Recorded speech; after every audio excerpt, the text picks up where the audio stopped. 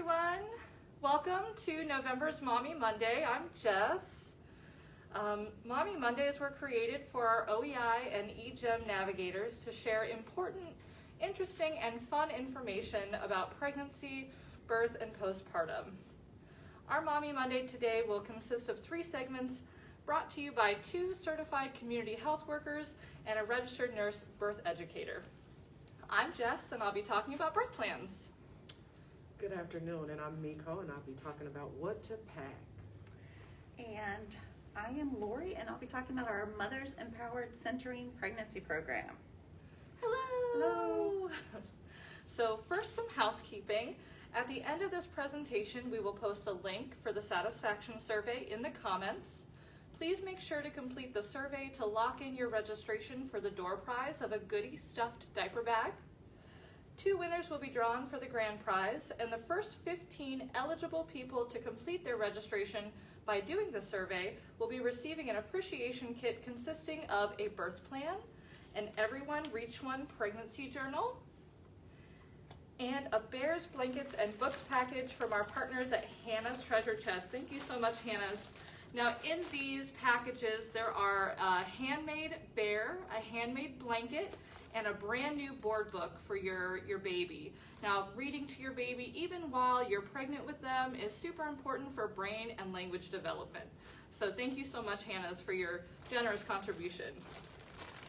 Another piece of housekeeping is that we do have the comments section open during this live presentation, so please feel free to post comments with questions or just information that you're excited to learn about, and we will be answering those live on the air today. So I would love to introduce Lori. She's going to go over stuff about centering first. All right, so if anyone has ever been pregnant, you know that there are a lot of appointments that you go to during your pregnancy. Traditional prenatal care is going to consist of you coming into your OBGYN office. You will come in, get your weight, your blood pressure. You will see a physician or a midwife, get your baby's heartbeat, and then ask if you have any questions, and you're kind of out the door. So the Centering Pregnancy Mothers Empowered model is a little different because during those scheduled appointments that you're already having, so every 4 weeks for the first into the second trimester, then every 2 weeks into your third and beyond trimester, and then those last 4 weeks where you're coming weekly, instead of being a fast 15-minute appointment, we're actually giving you 2 hours to spend with a provider and a nurse. It gives you time to ask questions. It gives us time to provide more education and more information. The one thing that really makes it different, though, is you are going to be having your appointments in person with other moms who are also due at the same time as you. So we group our appointments together by when our moms are due. So if we have 8 moms due in January and 8 moms due in February, 8 moms due in March, we know that you're all going to be going through all your pregnancy symptoms together, and it gives us the chance to talk about what's going on with your pregnancy, but it gives you the chance to talk to other moms who are experiencing all of the same things at the same time as you. Some of these moms are first-time moms, some of these moms are 8-time moms, so there is no specific requirement to have these appointments. Anyone can go through these appointments. I brought a list of just some of the different topics that we talk about during your appointment, because you have a full 2 hours. When you check in, we get your weight and your blood pressure. We provide you with a snack and something to eat. We sit in a circle on some yoga ball chairs. You have a private appointment with your midwife, so we still have that. So you don't have to come in twice for an appointment and for these groups. We have each patient one at a time go back to see the midwife and have your belly measured, get your baby's heartbeat. We start out talking about prenatal vitamins and morning sickness, some healthy lifestyle changes, prenatal testing, when we do it, why we do it, how we do it, what some of the information means. Then we start talking about some of those common discomforts of pregnancy. It's pretty normal for a mom to be scared, especially if she has things happening to her body that have never happened before. Sometimes you might have a pain that you think is an emergency, and we can talk about this is an emergency, maybe this is not an emergency. So we talk about some of those growing pains that happen, and why is your body doing these crazy things that it never did before. We also talk about relaxation and managing some of your stress during pregnancy, trying to keep that stress level as low as possible. We talk about breastfeeding, we talk about formula feeding, we talk about WIC, we talk about family planning. So we want you to be thinking about right now during this pregnancy, how many children do you think you want to have, and how far apart do you think you want them spaced, so that we can help you have that plan in place. So if you want 10 kids 2 years apart, we want to help you have 10 kids 2 years apart. We also do a couple of appointments on childbirth education, which we'll talk a little bit more about packing for the hospital and birth plans. We'll talk about water births. We'll talk about how partners can be a part of this experience. We'll talk about different positions for laboring in. We'll talk about epidurals. We'll talk about natural labors. Just let you know what your options are for pain medication and pain management during your labor. We will talk about newborn care, help you find a pediatrician for your baby that is accepting new babies, that accepts your insurance. We'll talk about infant safety, baby safety. We'll talk about safe sleep, car seat safety. We will talk about some information about when should you take your child to the pediatrician, when should you take your child to the emergency room. We also talk about postpartum depression. I think postpartum depression is something that is so vitally important. It's important for support people to know a lot about postpartum depression. The support people in your life are probably going to notice even before you do if you're having signs and symptoms of postpartum depression. We like to talk about it because we want our moms to know that it's okay if you don't instantly bond with your baby. It's okay if you're feeling sad and you're not sure why. It's okay, but we want to be there to help you if you are having any of those symptoms. We also have a fun little baby shower. Margie Christie from Dayton Right to Life comes, and we have some baby shower games. We win some prizes for your baby. It's just a really fun time to kind of relax and get to know each other better. And then we talk about postpartum things. So what to expect after you have your baby, what to expect in the hospital, and what to expect after you get home, and what are some things that you can do, and what can your friends and family do to help welcome that new baby home. So everyone gets a book that does this. It's a pretty big book. It's a pretty thick book. There's activities in here for us to do during your appointments. There's a lot of activities that you can do at home with partners also.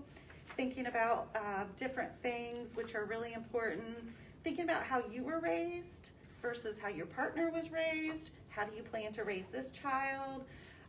Talk about things like, what are your thoughts on discipline? And what are your thoughts on the way you were raised, the way your partner's raised, and if you plan on raising your child differently than you were raised, or keeping some of those same family traditions. I think that was a really cool option in there to do with your partner. It's a really good worksheet. Mm-hmm. And is your birth plan in the book, or is that something separate that you have? So the birth plan is actually something separate. There are so many birth plans out there. I know WIC has a great birth plan. You guys have a great birth plan. You can go on the internet and Google birth plans, and you will probably get 10 million different birth plan options. You can have one small page with 10 questions on it, or you can have 25 single-spaced 10,000 word birth plans. Now your care providers might have a hard time remembering all of that, so short and sweet is what I've heard. Yes, short and sweet. We just kind of want to know what your desires are. What are your thoughts? How do you think you want your labor and your birth to go? So why do you think it's important to have a birth plan?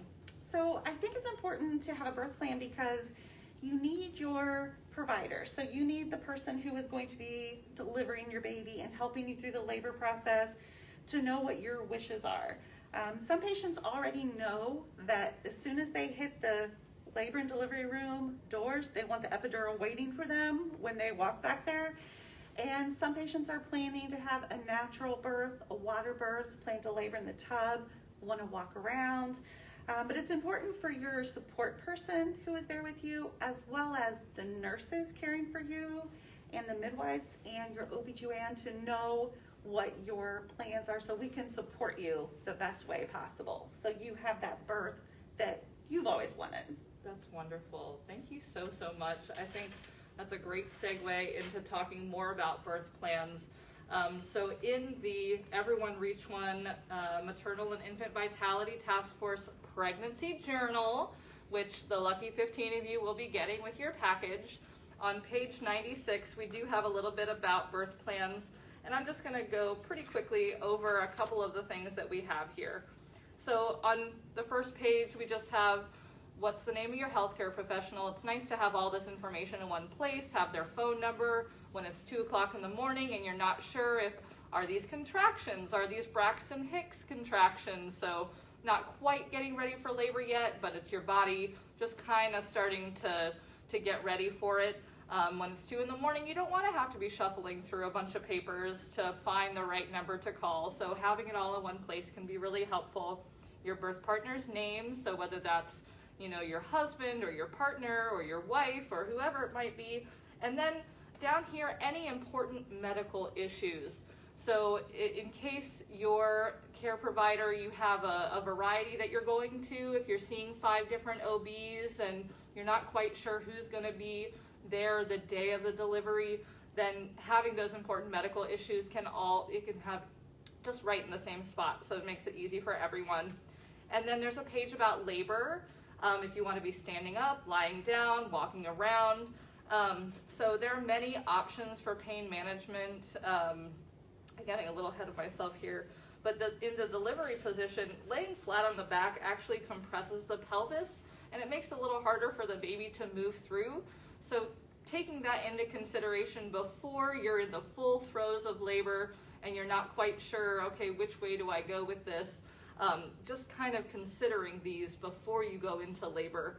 And then when it comes to pain management, if you don't want any at all as far as medication, if you want to know what your options for medication are, that can be really important because it's not just an epidural that is your option. And also doing your own research, I think, is a really big deal because knowing what goes into the epidural, like sometimes there's fentanyl in an epidural, so doing your own research, asking your provider questions so that you get the answers that you need before you're in the full throes of labor. And I'll tell you, as someone who's experienced labor myself, I don't want to be asking questions when I'm dealing with contractions. So ask your questions before you go into labor. And then also here, any other comfort measures or preferences that you have, like a quiet room, dimmed lights, if you want very little shuffling back and forth. Also, you get to decide who comes into the room. I think right now with COVID, things are a little more restricted, so please check with your provider and wherever you're going to be delivering to see what the most up-to-date guidelines are for that. Whether we used to be able to have 10 of our family members in the room if we wanted. Who really wants that? But some people do, so ask your provider, can I just bring my one support person? Can I bring another family member? I know that with the system that you're with, no one under the age of 18 can come, so make sure you have a plan for those older kids. Like where are they going to go at 2 o'clock in the morning if they're not able to come to the hospital or birthing center with you?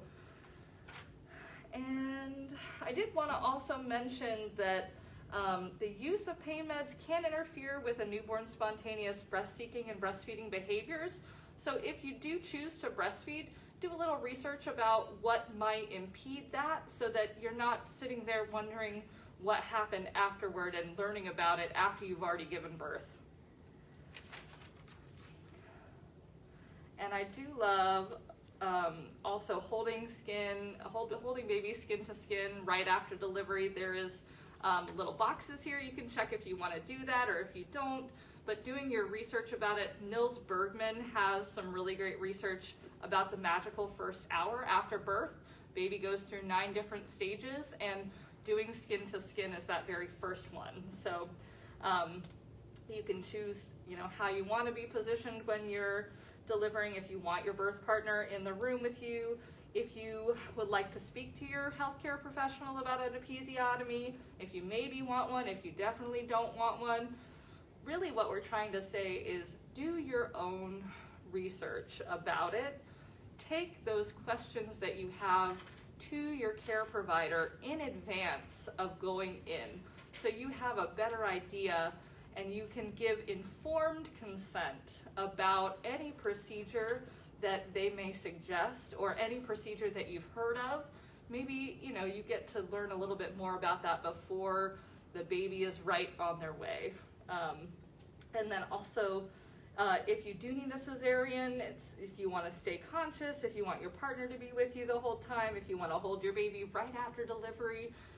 So I know that you had a little information about that, right? Yeah, so during our deliveries, we really want your baby to be skin to skin. It's not, some of these say I prefer to do skin to skin. We actually, all babies, unless there's an issue after delivery, are placed skin to skin.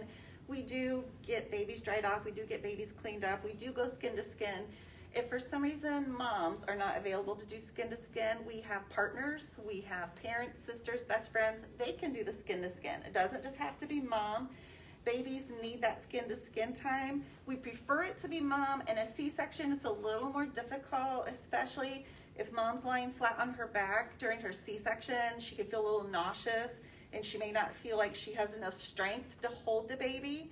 So sometimes we like to get that baby skin to skin and have partners help hold the baby there, or we just have partners in the OR have the baby skin to skin until we get mom back to her room. And then we start the breastfeeding process right away. That's really wonderful. We Yeah. do like to make sure that your family and friends are aware of one other thing. So shortly after delivery, you are so excited to find out, well, how big is my baby? How much does my baby weigh? How long is my baby? And we actually don't want to disturb that bonding process. And so we are not in any rush to find that out. We want mom and baby and partners to be bonding, doing skin to skin, learning to breastfeed, getting the rest that they need. So we are not actually finding out the information for several hours, sometimes after birth. We do delayed cord clamping after delivery, and we also do delayed bathing. So we don't want to give that baby their bath for several hours, 8 to 24 hours after delivery. And then we're also going to give moms that option. If you want to help give baby that first bath, you can give your baby their first bath, or you can have the nurses come in and help you give the baby their first bath. I love that, delaying procedures, and I actually have that here in my notes. You can put that in your birth plan so that everyone is on the same page. Delaying procedures so that baby doesn't get confused or disorganized, especially if you're choosing to breastfeed, chest feed, or human milk feed.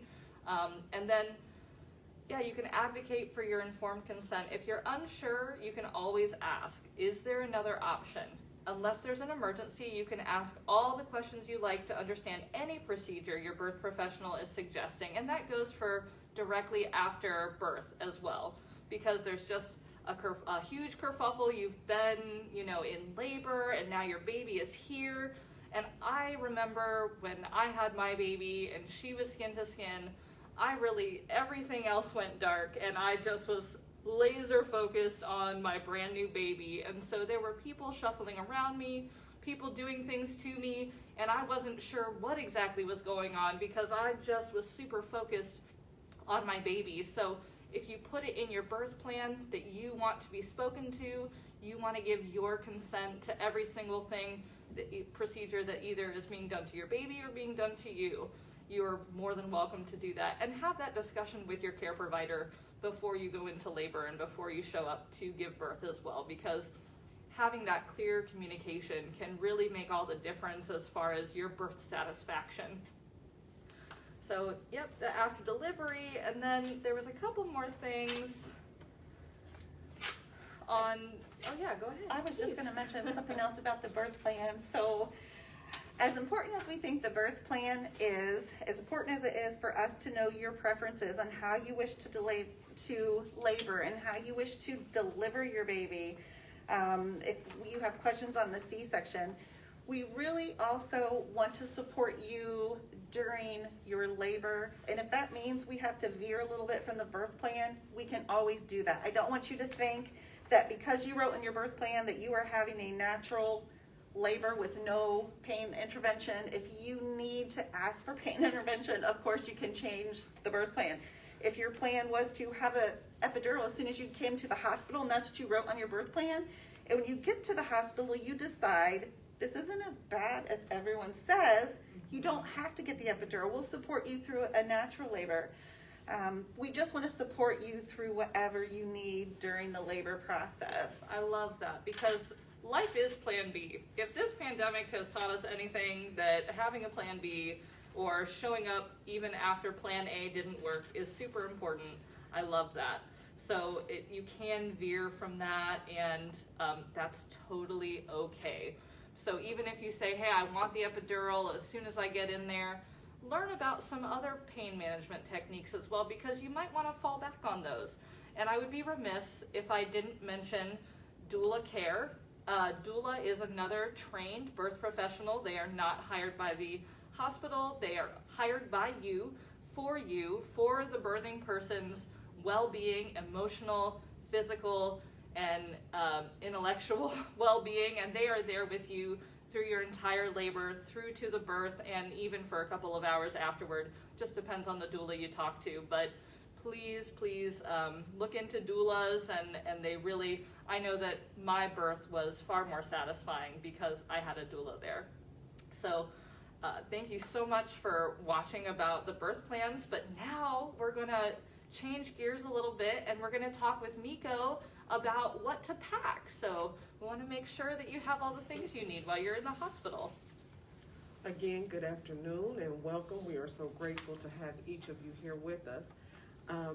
One thing time has taught me, you don't think about things till you need them. So for me, I think it's very important as expecting moms for us to be prepared, packing our bags at least a month to a month and a half prior to your expected date of delivery, and making sure that you take things to make your stay in particular comfortable, because we never know what that stay may look like. That stay could be 24 hours, it could be 48 hours or more, just depending. Each delivery and each pregnancy is different. So I want you all to really take into consideration, what would make me comfortable during that time that I'm at the hospital.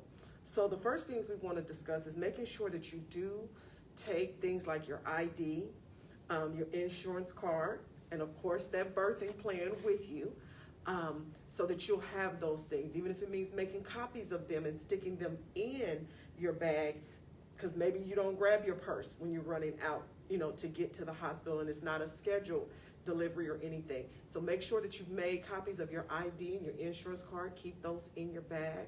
I think it's very important.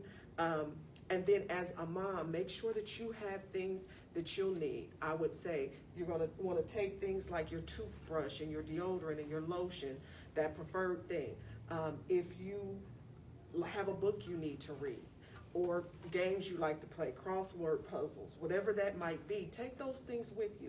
Because again, you may have time to sit, especially if you get an epidural, because you're kind of waiting on the baby to move, to do, to get here, so that you can be reading a book or doing your crossword puzzles.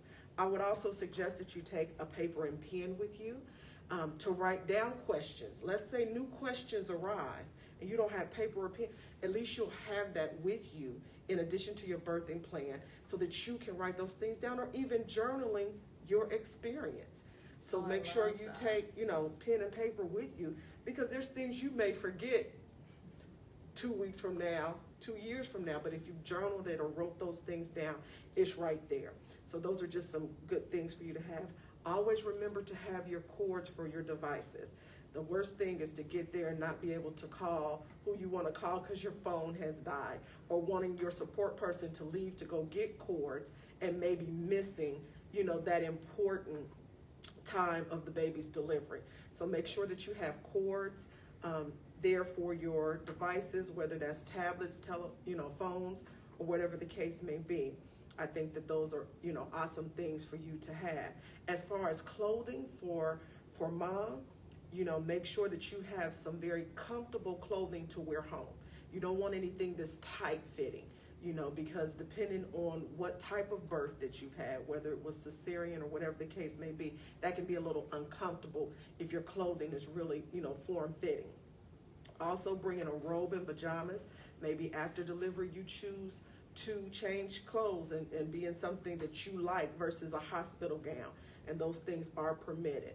Having some house shoes, some comfortable house shoes that you like to be in. Walking on the floors, I think, is an awesome idea. In addition to that, don't forget things like lip balm. Some of the simplest things that may not be offered by every birthing center and hospital. So lip balm, because your lips may get chapped. Mints, sometimes you can't have those, during delivery because you're not allowed to take anything in, but you may want that after the fact, to have mints or gum, so that's always good. If you have glasses or contacts, I would suggest you all, if you have an extra pair, go ahead and pack that extra pair in the bag in case you don't snatch that, when it's time to go. So anything that you can pre-pack to make your stay more comfortable, try to do that and have those things already prepared. As far as baby, I know we as mommies, we like to buy everything and take it all with us to the hospital and just have to drag it all back home. But I think that it's definitely wisdom if you have a specific outfit that you want pictures taken in and want that baby to come home in. Those things are excellent to have. It's also a good idea if you'd like to take something like this with you, just to have some basics. Some hospitals provide some of the things in here, some of them don't. So you may want these small grooming kits for the baby. Nail clippers, files, even the little files, because then it's a little easier with the files not to accidentally nip them or whatever the case may be. Memories. So make sure that you try to bring something like that for the baby. And of course, whatever that little cute outfit is that you just had to have and take pictures in and whatever, that's fine. I am a little older, so my thought is always wash things before you put them on baby. Before you go to the hospital, wash all that stuff. I'm sorry. That's not a must, that's just a preference. So, and then the baby's car seat. You cannot leave the hospital without a car seat for your baby. So one of the first things you need to make sure that you have prior to delivery is the car seat. Make sure that you know how to insert the car seat and attach it into the car. All of those things, so that when it's time for you and baby to go home, you all can go home safely. And I would love to plug our Neighborhood Navigator program right now. So we are navigators with OEI and the eGEMS programs here at Public Health Dana Montgomery County. And if you are pregnant or newly postpartum, if you have an infant under the age of 1, we would love to chat with you and connect you to any resources that you might have. We have connected multiple families to car seats, infant car seats, and certain programs that will help show you how to install them safely so that they're already in the car, ready to go if you indeed are taking your own car to the birth. Can I mention something else about car seats? Sure.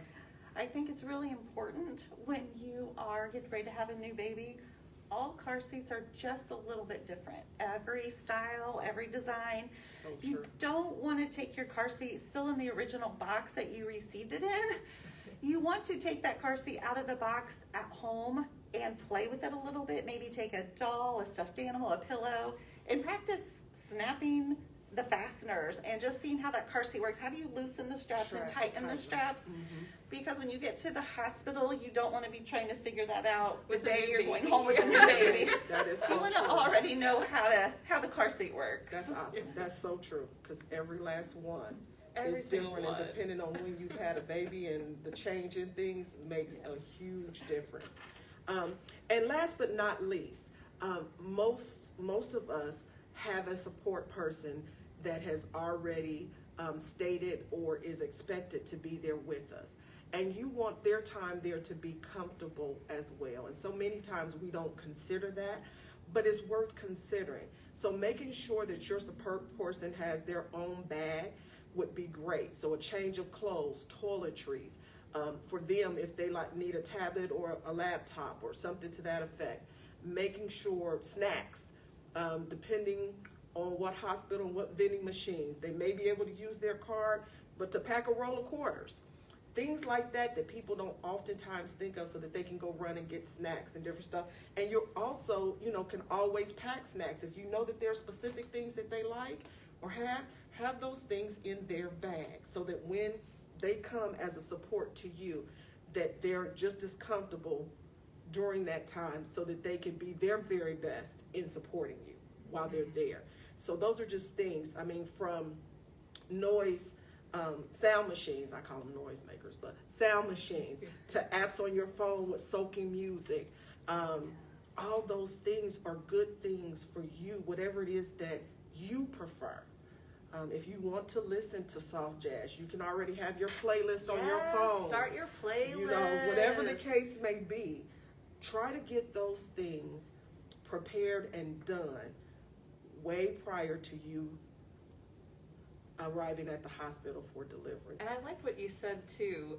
Make sure you do it a month or a month and a half before you have your expected due date, because we know that babies come when they want to. When they want to. So, they may come at 32 weeks. They may come at 42 weeks. We don't know. So don't wait until 39 weeks and 5 days to start packing your bag, because it might, baby might choose to come a little earlier than that. So I love that you included that as well, Miko. Thank you. Yeah. Because we want you all to have the best possible experience, to look back and say, you know what, this was awesome. This was great. My time, at the hospital or birthing center was an amazing experience. And some of that goes to what you're packing, your birthing plan, and knowing what you truly desire your experience to be. Because you will remember your birth for the rest of your life. It doesn't matter if you had a kid 40 years ago, 60 years ago, 8 years ago, you will remember that experience for the rest of your life. So being prepared and having what you want and need, it's really important. Any final thoughts from our friends? Okay, great. Well, thank you all so much for coming. We've really enjoyed sitting here and talking with you about things that are near and dear to our heart. Please, if you had pre-registered for this event and you would like to be eligible for the door prizes, we will be posting in the comments the satisfaction survey. Please fill that out. And then we will contact the winners of the grand door prize diaper bags and eligible recipients of the appreciation kits within 2 weeks. Hey, great, we have a question. Wonderful. Nancy asks, should you also gather the things you would take to the birthing center even if you've planned a home birth? That's a really great question, Nancy. I think that having a home birth is a wonderful idea. Occasionally, people do need to transfer to the hospital or birthing center, so having a bag ready and packed is a great idea. Good question. Thank you, Nancy. Yes, awesome question. All right, friends. Well, thank you so much for stopping by, and we'll see you for the next Mommy Monday.